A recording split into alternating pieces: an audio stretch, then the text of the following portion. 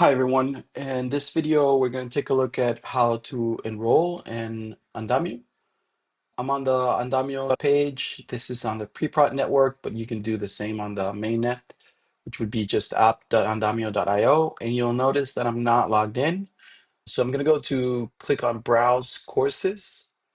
And I'm going to scroll to the bottom. I have a course here that I want to take, which is the web development crash course. I'm going to open that up. And it's going to tell me that I have no wallet connected and that I need to check if my DApp connector is active.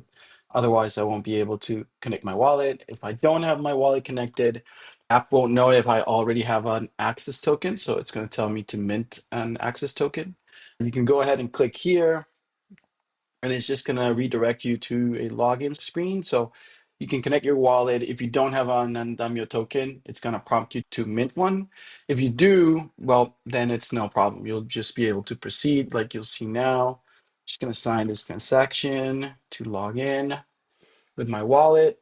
And now I'm just going to get rid of this. I'm going to do a quick refresh here. And I'm already enrolled in a few courses. So let's go to the course that I was looking at, web development course. And if you're not enrolled in a course, there's still things you can do. You can view the content.